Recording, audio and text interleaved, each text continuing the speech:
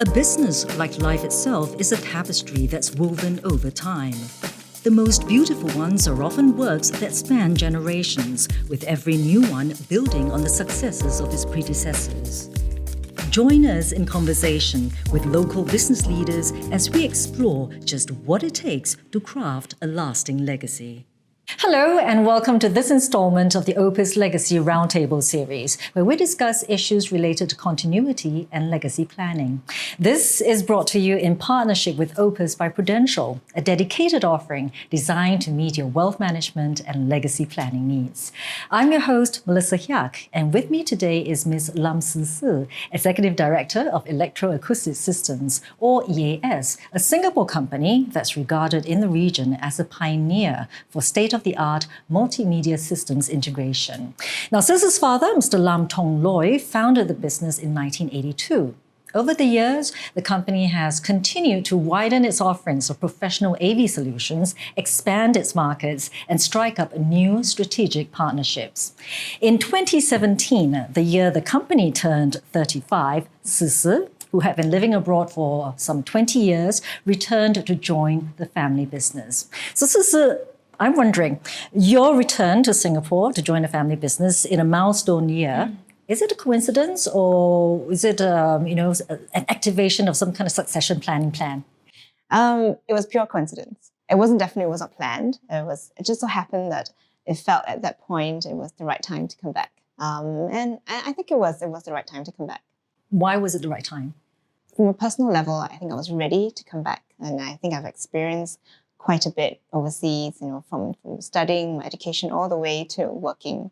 And working for someone else is an education in itself as well. And I think I've learned a lot and I'm very grateful for that. And at that point, it felt like the right time to return to Singapore, partly because I suppose I'm the only child and my parents are getting a little bit older. And I think the question started from, when are you coming back, to when do you think you'll come back, to I think you should really start thinking about coming back. So it kind of evolved around like that, yes. I suppose you knew right from fairly young age that eventually you would rejoin or join a family business. Right. When I looked at, again, your past work experiences, they were in rather diverse sort of industries. How did you make your career choices before coming back to, you didn't seem to have a very direct path to running, to the sort of things that you need to be running your own business?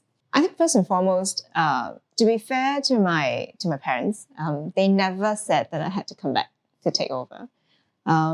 It was more of I think you have to decide what you want on your own. And because I think my dad was similar in that sense. He's the youngest of many siblings. We have a very large family. And even then, my grandfather didn't tell him that you have to come back. So it was, something that he had to decide on his own as well, whether it was for him or whether it was not.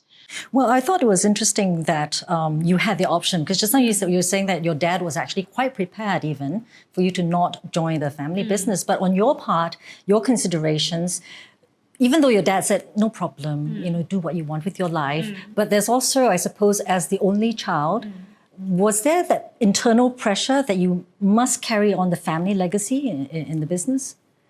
If I said no, I'd be lying, right? I think it's, I think being the only child, and I'm quite close to my parents. And I have a lot of friends actually who has family businesses as well. And I think all of us, to a certain extent, would feel a bit of that pressure, whether or not to come back to help. I think especially a lot of us will see how our family members work within the family. And for my parents, for me, it's just my parents, right? Seeing how they work within the company, the kind of sacrifices and effort they have to put in. And you feel that perhaps it's something that is worth keeping and expanding and growing. Because it's not just a business, it's also it's a passion and it's something that you've built. And you want to bring that forward and move on from that as well. Being a woman in a predominantly male sort of industry, as well as being the daughter of the owners of the company, did you find it harder to gain the recognition of clients and staff for your performance? Because there'll always be perhaps that idea that, well, of course she's the daughter, so therefore this and that. And then for clients, sometimes it's like, she's a woman.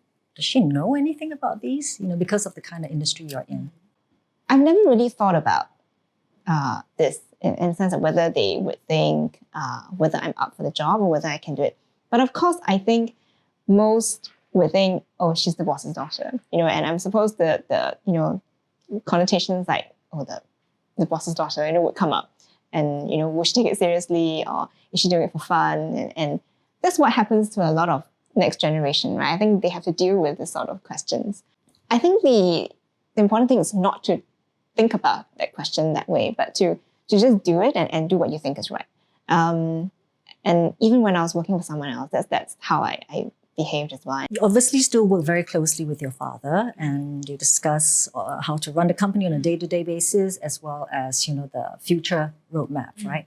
In which areas would you say, or which aspects of the work do you find you have the widest gap in approach, or the most intense disagreements with your father? I don't have very intense disagreements with him, but I think things where I may disagree are maybe in how certain messages come across. For example, I think, for our company, we are coming up to 40 years next year. How we presented ourselves has always been on a more corporate, serious level. And when I told my dad, I think we should have social media accounts. And he said, well, what are you going to put on that? But we are not a consumer business, where it's different. I said, yes, but I think we need to take a different angle. The truth is, nowadays, you can be a very established company, very well known within your industry, word of mouth, and, the reputation is there. But if you're not Googleable, for example, or not on certain social media platforms, the younger generation may not know what the company has done, who you are, and all that. And it's a different way, a different channel to reach out to people who may not have known us. And it is also part of, I think, the kind of new hiring process, so to speak. I think for people to understand us from an informal way, as opposed to the most of the time we're more formal.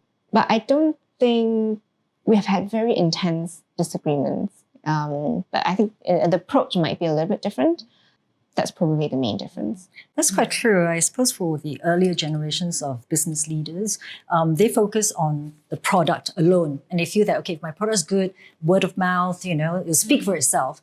Whereas we are operating in a very different world now when marketing, branding, take, I think, almost equal importance for any business. So have you and your father discussed how your role might evolve within the company, and perhaps the responsibility, right, and the empowerment that you have over the next few years? Is there a hard target of when you might take over the company completely? There's no hard target. I think from my perspective, I think for as long as he wants to work, I think he should.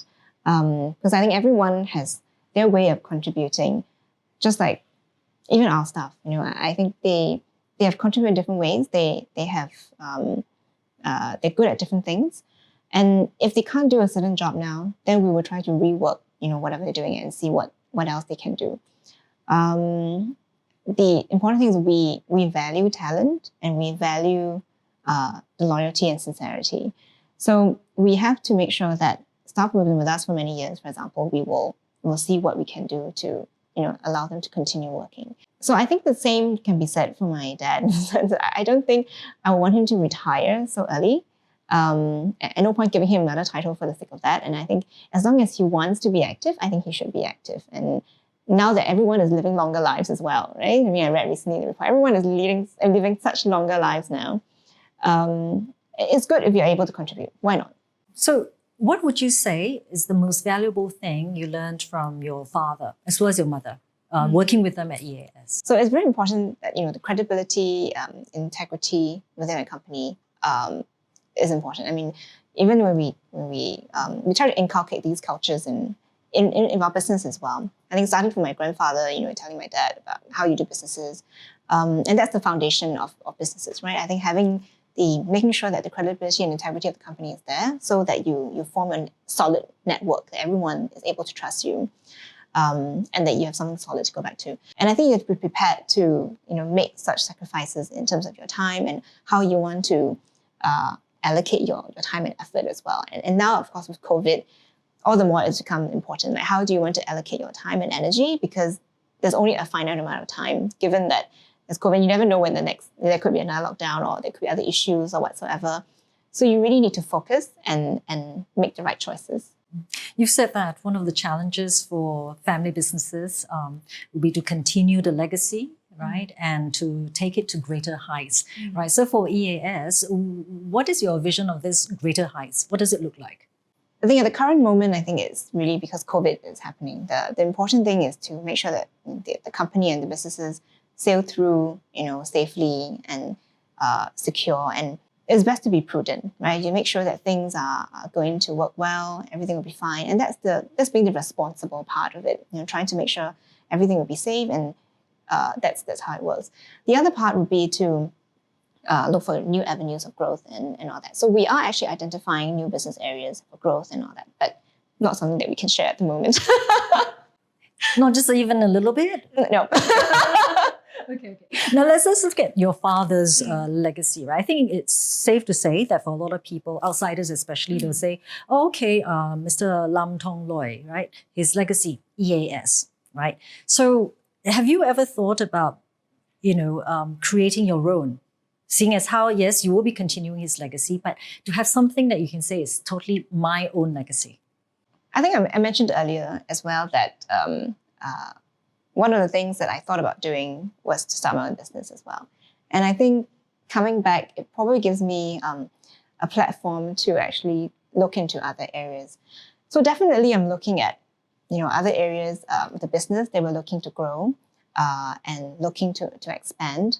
The other part, of course, is to look at how we can inculcate maybe certain new cultures and new thoughts and ideas into this. And so it's a little bit of, I suppose, extension of maybe my grandfather's ideas from the past and then my father's, and to mine is to maintain that harmony. But also we're also looking at harmony not just in terms of day-to-day interaction with people, but also harmony with maybe nature as well, right? So another part that I'm looking into now is sustainability, and that's where I feel we all have to do our part, whether it's a small thing or everything will count towards that. And I think that's how we hope to be able to maybe do something about this. It got me thinking, right, about succession and transition of power, etc. So, in ancient China, those emperors who have reigned for a really long time, and they have the heir apparents, right, the Tze Tze or something. Oftentimes what they do is the two popular modus operandi. One would be, they sweep off all the obstacles. They get rid of, all the people standing in the way of the heir apparent, right, for the heir apparent. Then there are others, especially those, I think, who have been running, say, the country, the nation for a long time. What they do is they kind of leave things be, because there are a lot of things that are difficult for them to touch and do, but they really want to do, but it's like really perhaps controversial. They leave it to the heir apparent to be the disruptor. So do you see any of that happening in your company with your father in his approach? We've always taken a more harmonious approach when it comes to managing the company. And our staff have been with us for a long time, and we value that loyalty and that sincerity that they have with us. And I think as long as they want to contribute, there will always be a space for them, a position for them in the company. It's how they want to develop themselves as well. But for us, because of what I've learned in the past and I think experiences that my dad had and because of our company structure, we find a way that we can actually transition in a very smooth way. Come 2022, EAS will be 40 years old. It's another milestone year. So are we looking at any special plans, any big announcements to make? We have plans, but we can't make any announcements yet. It's not yet 2022. We are celebrating our 39th birthday on the 16th of December. So it's still, I have 11 months to think about the 40th. But hopefully by then, COVID restrictions would have lifted, and maybe we can have another gathering, because we always used to have, Christmas and Chinese New Year gatherings for, all our staff. And we haven't been able to do that. And even for our overseas staff, we haven't seen them for a long time. And, there's only so much you can do over a conference call, and, having the opportunity to meet face to face is always very important. So hopefully by next year, we can have a party, with all our friends and our staff. But fingers crossed. Thank you for your time and Thank wish you. you a happy 39th anniversary at Thank you. EAS in advance. Thank you very much. You. Thank you, Melissa. Had a great time. Thank you. Thank you.